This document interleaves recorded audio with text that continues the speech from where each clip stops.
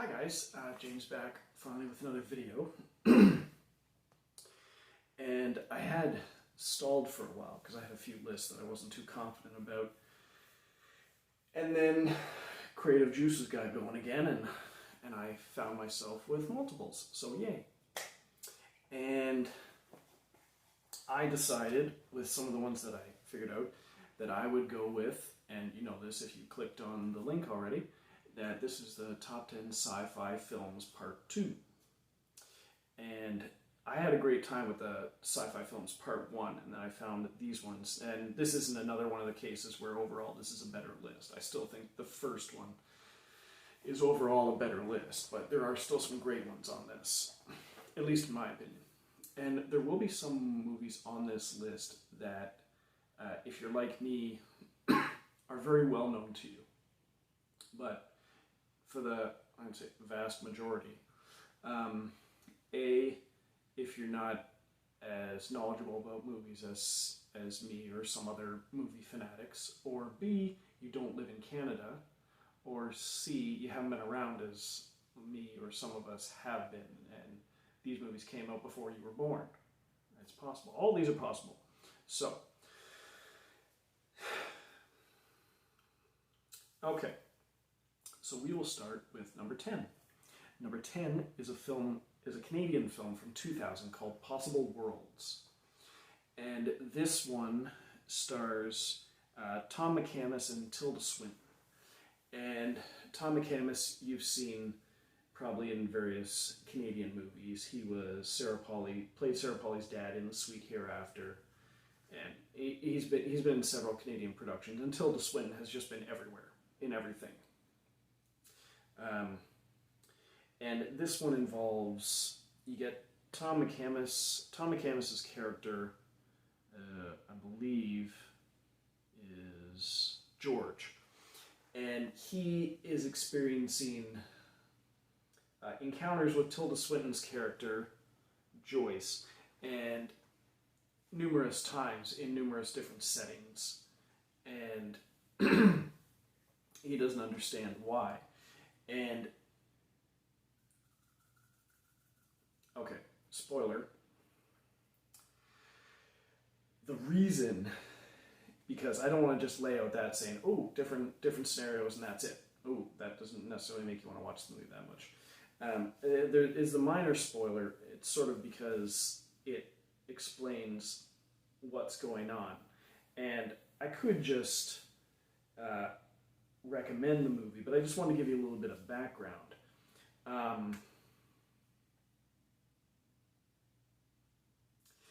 It turns out that there is not so much a mad doctor, but there's a doctor, neuroscientist, neurosurgeon going around, and he's killing people and taking their brains. And he's keeping the brains alive. Like 2 detectives are following around, they finding victims with their brains removed, and he's keeping the brains alive and experimenting on them. And Tom McCamus's brain is one of the ones that he has, and this is why he's experiencing all these. He's sort of living his life out of time. He's all these different lives, and that's why it's called Possible Worlds. And I only spoiled it because, like I said, I want to give you a little bit more of an explanation on the movie, a little bit to entice you into watching it, because it is very interesting. And even knowing that this is why, it is, I think you'll still find it interesting experiencing the movie and seeing what happens. You'll know why it's happening, but finding the what, I think is the more interesting part. So, that is Possible Worlds. Okay, number 9, we have a film British film from 2019 called, at least in Canada, it's called The Facility. And when I tried to look it up, I couldn't find anything on The Facility, so I looked up the actors and the director and stuff like that, and it turns out that it's also known as The Rizen: Possession, because there was a movie, a prequel to it made, well, this is a sequel to a movie called The Rizen back in 2017 by the same director. Now, I haven't been able to find that one. I just found The Facility at Walmart. And you watch the movie, and it's basically these young people that are going down to this old military bunker to investigate strange happenings. And there's also a military team that are coming to the same bunker, and they end up intersecting. And there's a bunch of strange stuff going on, like ghosts and not so much zombies, but reanimated bodies and monsters and stuff like that. A bunch of crazy shit going on. And there are flashbacks to like the 50s with scientists and military people experimenting on civilians and stuff like that. And apparently that's what goes on in The Rizen from 2017. That's why this one's called The Rizen Possession. But it was retitled here called To The Facility. So I don't know if the first movie gets released here, what it's going to be called. I don't know. I haven't been able to find it. Anyway, so it has some recognizable British actors that you may have seen in movies like Rush or Lock, Stock, and Two Smoking Barrels. There's a few of the actors that I don't recognize their names, but I recognize their faces, and you might too. And so, what I told you about the movie is essentially the gist of it. So, that is The Facility, or The Rizen: Possession. Okay, number 8, we have a film from 2016, another British one called The Call Up.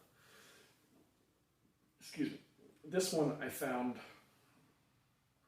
just happened to find at Giant Tiger, one of my many visits there to the discount movie bin.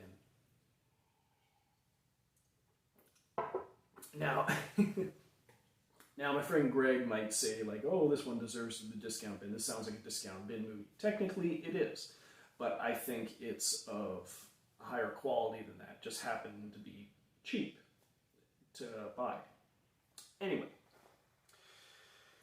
this one involves several individuals who all get chosen for the chance to beta test this new first-person shooter video game. And it's supposed to be the most violent, most realistic video game ever. And they're fitted with these full body suits, like reactive body suits and these helmets. And they're going through this like abandoned parking garage building or something like that. Or it's under construction or something, and going from floor to floor as they advance from level to level in the video game. But the catch is, if they get quote unquote shot, the suit that they're wearing is wired into their nervous system. So if they get shot, the suit simulates that pain. The guy's laying on the ground. He's not actually bleeding from a gunshot wound, but he feels like he's been shot. And so the injury pain is real. And if you happen to die, like if you get shot too many times and your body would die from multiple gunshot wounds, the suit sends a lethal shock to your nervous system and you die. So you see the one guy and it's like they can't remove the suit. You see him like, and he just ends up dying. So if you die in the game, you get hurt in the game, you get hurt for real. If you die in the game, you die for real. And at some point, some of the players think that they're being set up. There's an inside guy, and they are determined to get to, I suppose, win the game to find out who it is and what's going on, and to get the hell out of there. So that's essentially The Call Up. Number 7 is a film from 2009, and it is called Darko. Now, this one isn't well regarded by critically, but it was one of those ones that I heard it was so bad I had to watch it, and I ended up enjoying it. I like this movie a lot. I don't like it. Let me back up a bit. This is the direct-to-video sequel to Donnie Darko, if you didn't know. And it follows Samantha Darko, his little sister, played by Daveed Chase. And I believe she's the little girl from the original The Ring, the American remake of The Ring. And she she reprises her role as Samantha Darko for this movie because it follows her. She goes on a road trip and meets up with some people, and there are very strange events happening. Not the same events in Donnie Darko, but strange events like time travel and weird environmental happenings. I won't get too far into it because it won't make much sense for me explaining it. It's best to watch it for yourself. But you've got David Chase. In there you have Brianna Evgen from Step Up to the Streets and Sorority Row, several movies. You have Ed Westwick, Chuck Bass from Gossip Girl. You have James Lafferty from, he was like the rich guy basketball player from One Tree Hill. And Jackson Rathbone from the Twilight movies. And Elizabeth Berkley is in there. And Matthew Davis, John Hawkes. It's got a good cast. And I think it's a good movie. I think if your expectations, not to say that I don't consider this movie good, but if your expectations aren't too high, like you're not thinking, like you hold Donnie Darko in such high regard, you watch the sequel, and it's just like, this doesn't measure up, it's crap. Don't think of it that way. Just think of it like, okay, it happens to have the same character from one same character from Donnie Darko, and it's her own little story. I think you'll enjoy it, in my opinion. So that's S. Darko. Number 6, we have a film from 2020, just last year, called Possessor, or Possessor Uncut. This is a film by Brandon Cronenberg, the son of David Cronenberg, and it's his second film. It's his follow-up to Antiviral. Excuse me. Now, I wasn't a big fan of Antiviral, where people try to get themselves infected by diseases that celebrities have had. I just didn't see the attraction. But this one, I had heard a lot about this one. It looked interesting, and I'd heard about it, and I heard a good rundown from it by James on the Cinerealists. And he didn't go into too much detail, which is good, and I won't either. But this one was, it's called Possessor or Possessor Uncut because the version released in Canada is the uncut version. In the States, there is a rated R cut, but there is also an uncut version that they wanted to differentiate, so they called it Possessor Uncut. Now in Canada, you buy the Blu-ray or the DVD, it's going to say Possessor with uncut underneath. I guess just to let everyone know that this is the uncut version. I don't know the differences between the uncut and the cut version, but I like this version. And this essentially is, you have Tasya Voss, and she's an assassin, and it's played by Andrea Riseborough. And she's an assassin working for a company, working directly for Jennifer Jason Leigh's character, and who is Girder. And she basically goes into this machine, and after she has, like, when she picks her target, she picks sort of like a fall guy or girl and tags them or marks them somehow. She goes into this machine, and it projects her consciousness into that body, and that body goes and commits the murder, commits the assassination, and then when the task is complete, commits suicide, shoots her consciousness back to her body, and then she goes and has her debrief. Well, her next target is this rich guy played by Sean Bean, and she projects herself into, I think it's his son-in-law or his soon-to-be son-in-law, played by Christopher Abbott, and something happens in that she starts to lose control of his body, and he starts to assume partial control, so they're fighting for control over this one body.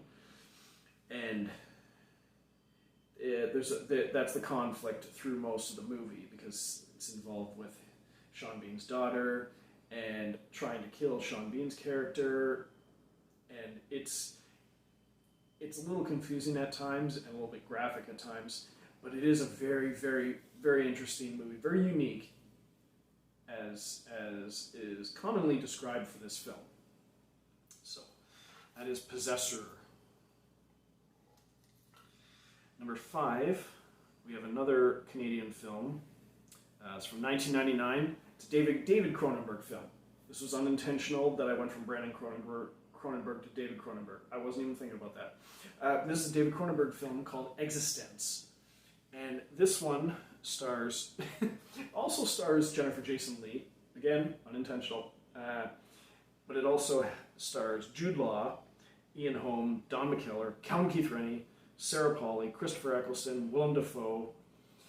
And it's essentially Jennifer Jason Leigh has this hip new virtual reality game. And this movie came out, I believe, on the heels of The Matrix, so it's very much lumped in with that, sort of like The 13th Floor was. And this one is, but it's a like a biological organic video game where you get a port installed in the side of your body, and you get this little organic looking mass, and it has a plug, and you plug it into your body, and you go into the game.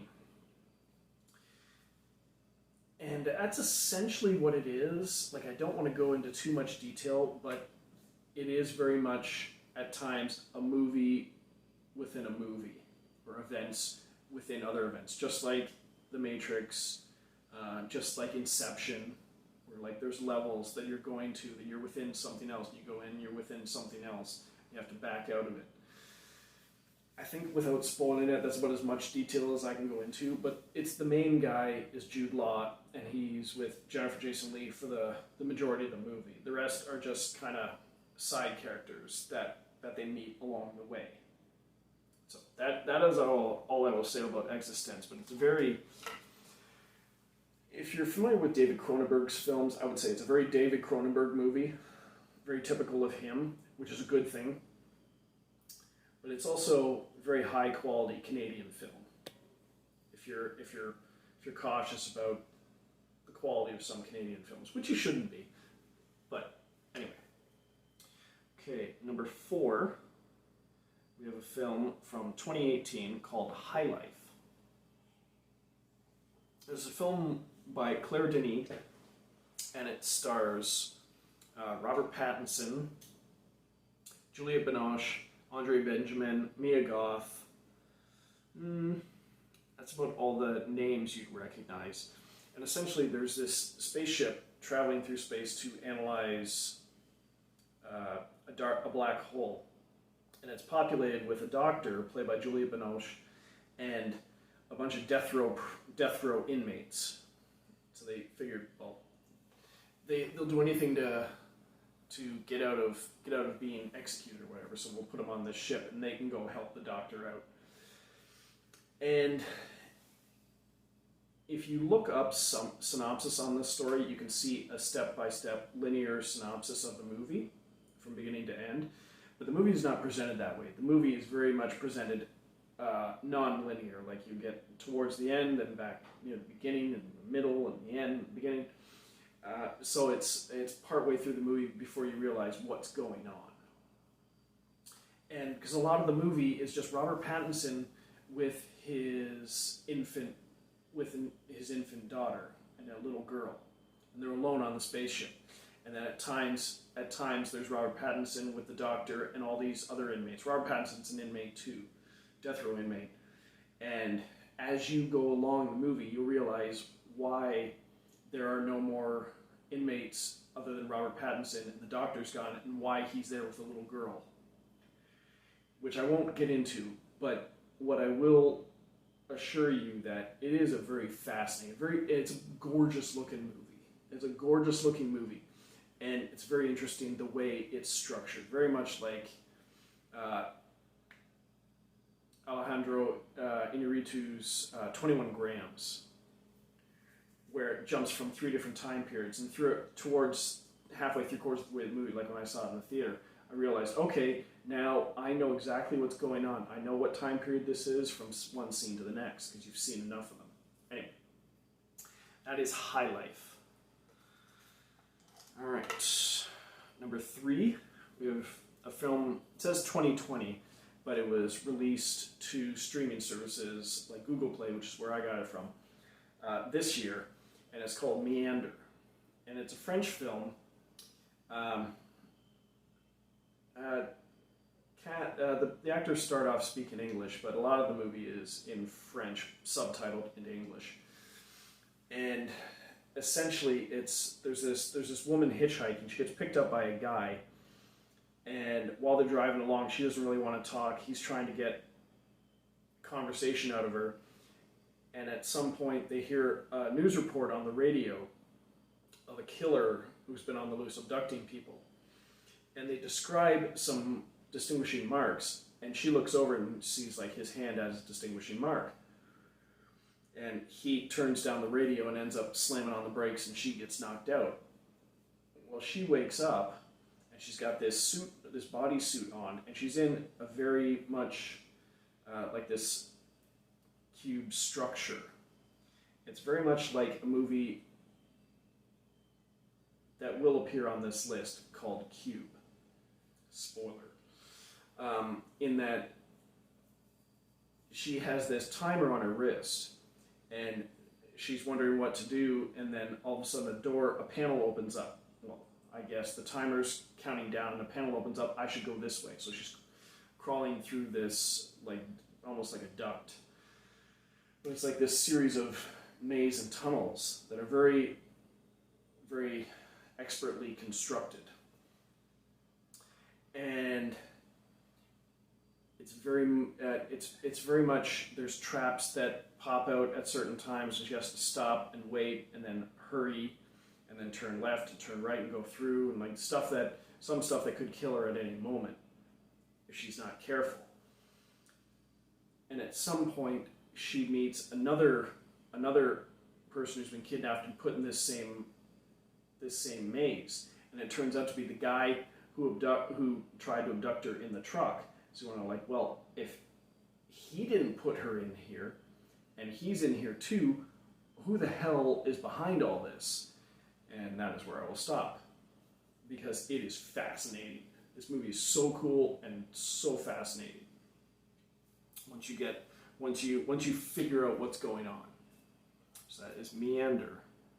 One that I just thought seemed interesting, didn't cost too much on Google Play, grabbed it, loved it. So good. All right, number 2 is the one I was talking about, Canadian film 1997 called Cube. Now, as I said at the beginning, most people who are familiar with Canadian films and are fans of sci-fi and horror and stuff like that, they've definitely seen Cube, are very aware of it. If you're not so much familiar with Canadian films, or you're not in Canada, or if you're not even from Canada, then you wouldn't have that much access to them. If you can track it down, it's very well worth your while. It's the debut film from Vincenzo Natali, who has made like Splice, some other movies, but he's a very well-known TV director as well. He directed some great episodes of Breaking Bad, Hannibal, and those 2 shows are very, very, very well, highly rated. So, if you want to watch his early work, Cube is where he started. Now, this one basically is several people find themselves in jumpsuits. They wake up in this cube, and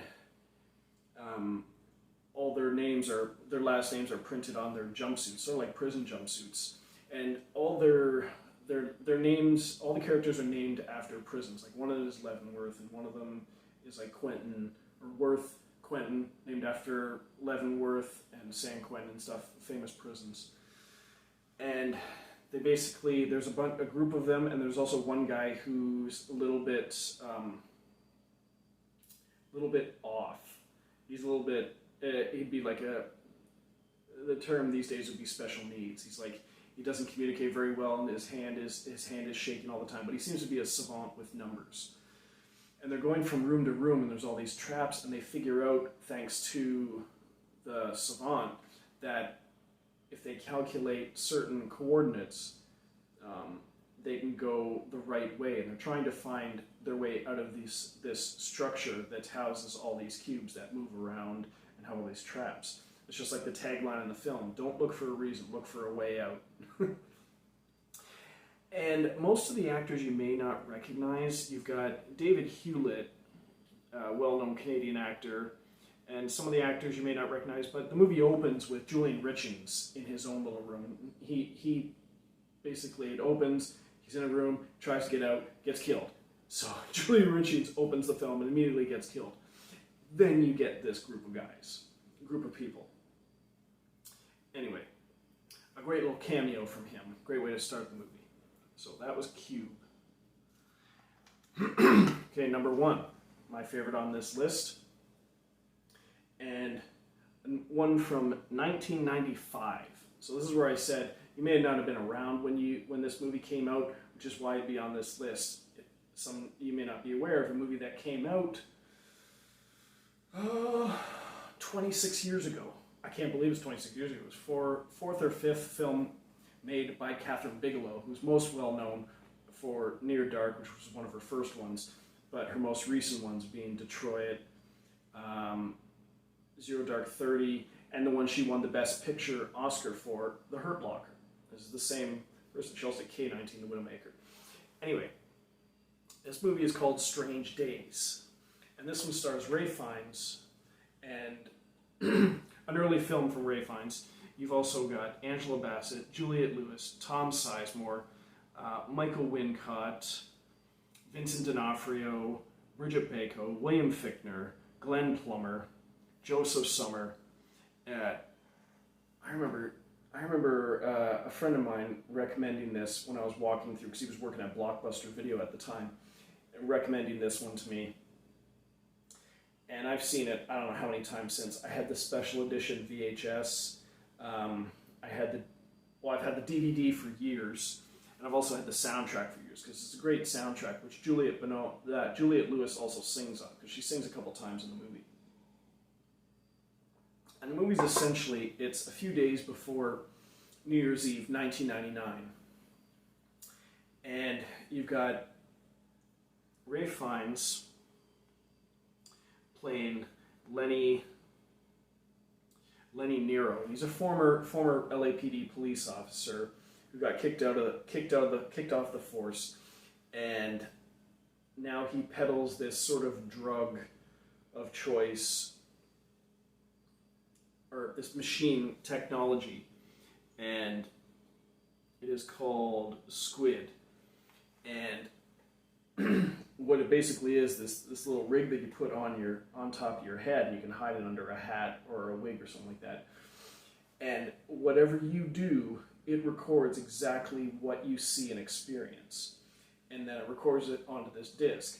And then if you give the disc to someone else, they put it into a player and put this rig on their head and close their eyes. They open their eyes, and it's like they were there. They're experiencing it, because it records off your cerebral cortex and then plays it onto your cerebral cortex. So it's basically you wake up and you're experiencing playing baseball exactly the way a pro baseball player did, and it's true for any human experience. And it's black market. It was outlawed almost immediately and went underground. And he peddles this, sells this, makes his living selling this to people. Then what happens is a famous rapper gets gunned down by a couple of corrupt police officers, and to sort of help cover it up, one of the hookers that was with the rapper at the time runs away, and someone working with them starts killing people that were involved. And the disturbing thing with him is he puts a rig on them, and as he's killing them, torturing them or killing them, they're basically experiencing their own murder through his eyes. So they're experiencing their own death through the eyes of someone else. Very twisted. But It's a very 90s film. I won't lie. It's a very 90s film. But at the same time, I think it's pretty timeless. I mean, you're dealing with like 90s technology, although it's some 90s technology, but it's also stuff that like mini discs and VHS and stuff like that. But it's also stuff that wouldn't exist yet, even now. But it's got a great soundtrack. It is such a cool movie, and one of my favorite performances by Ray Fiennes and Angela Bassett, Michael Wincott, Tom Sizemore. This movie's just awesome all around. So that was Strange Days, and that is the end of this list. Yay! I'm glad I got back to doing this, and hopefully the next one will happen in the next day or two if I don't slack off or procrastinate. Anyway, so like, subscribe, comment, suggestions, all are welcome, and I'll talk to you next time. Toodles!